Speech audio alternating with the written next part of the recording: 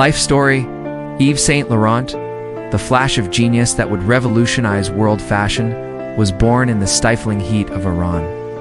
In French Algeria, one day in August 1936, young Yves was a frail and sensitive child, often bullied at school.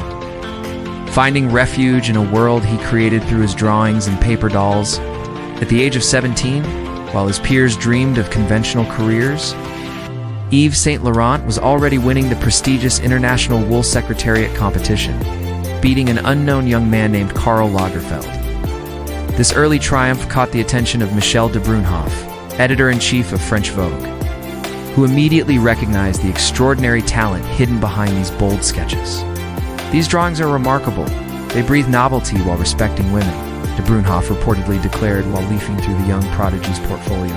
Yves' fate definitively shifted when he was introduced to Christian Dior, the undisputed master of post-war Parisian haute couture.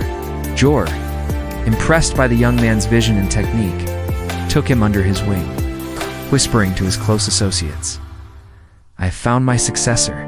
This boy has the genius of fashion in his blood." At only 21, after Dior's sudden death from a heart attack, Yves found himself propelled to the head of the Dior empire, becoming the youngest couturier to lead a haute couture house.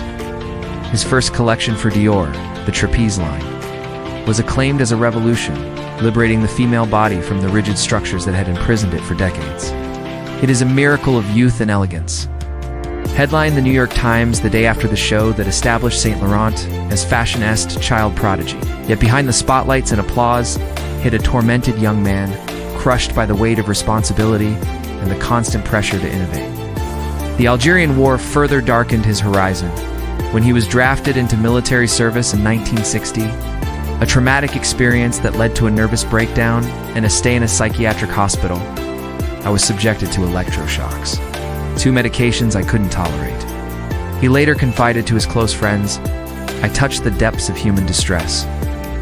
During his absence, the House of Dior replaced him, a betrayal that deeply wounded him, but became the catalyst for his rebirth.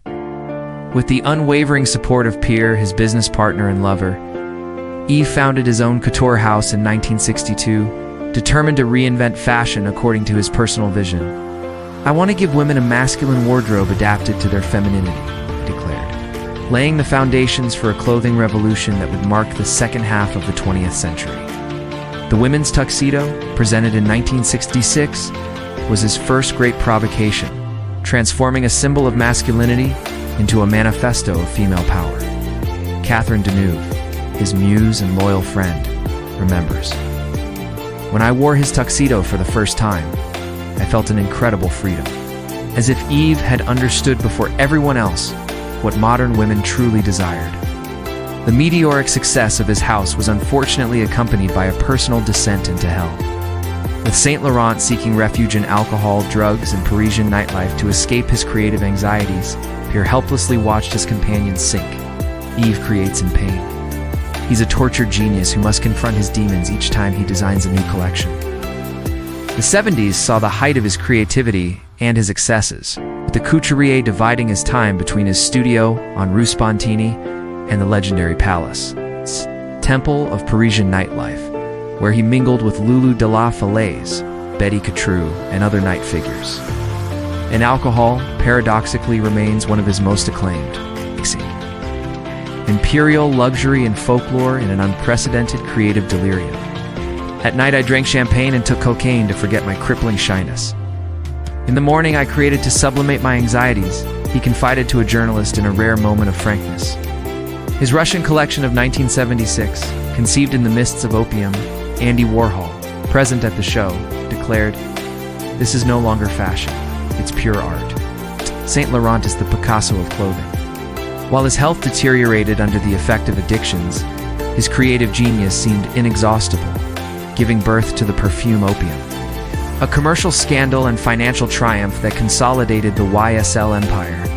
The tumultuous relationship between Yves and Pierre oscillated between dramatic breakups and passionate reconciliations, with playing the roles of protector, lover, and guardian of the Saint Laurent legacy, and draw inspiration from the vibrant colors of Morocco that had so marked his Algerian childhood. Without Pierre, I would have died long ago, Yves admitted, aware that his partner had built a fortress around him to protect him from himself and from the world. And bring me back to the essential, he explained, while contemplating his garden, now a pilgrimage site for fashion lovers. The 80s marked a turning point, with Saint Laurent becoming a true institution. His name appearing on derivative products worldwide thanks to a licensing strategy revolutionary for the time.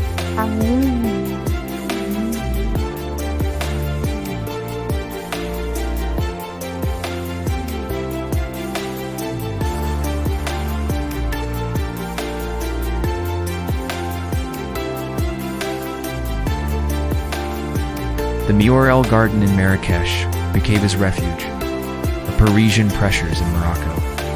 I find the strength to create. The colors speak to me a heartbreaking farewell where the Couturier, visibly weakened, was carried in triumph by his tearful models. Despite his global success, Yves remained deeply melancholic, prisoner of an emotional fragility that neither fame nor fortune could heal. Jacques Lang, former French Minister of Culture, remembers, "There was in Yves a fundamental sadness, as if bearing genius was too heavy a burden, even for his giant fashion shoulders." In January 2002, after 40 years of reign over haute couture, Saint Laurent announced his retirement during a retrospective show at the Centre Pompidou. "I wanted to be indispensable. I believe I succeeded," he stated soberly, turning the page on a career that had redefined contemporary elegance.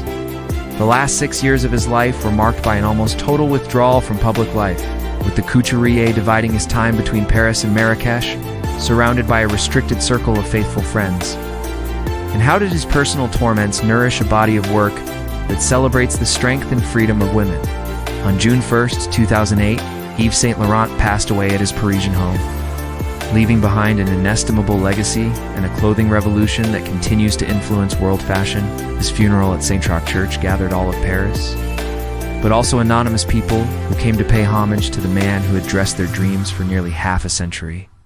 Catherine Deneuve read a poem by Walt Whitman, "When lilacs last in the dooryard bloomed," while Pierre delivered a poignant speech. Great couturiers die with their era, but the Saint Laurent style will endure. The story of Yves Saint Laurent is that of a tortured genius who transformed his sufferings into beauty, his addictions into revolutionary creations, and who liberated women by giving them the dress codes of power. His battle against his personal demons was as fierce as his struggle to impose his vision of fashion. Each collection representing a victory snatched from the darkness of his depression and dependencies. The question remains, how could such a fragile man create such a powerful universe?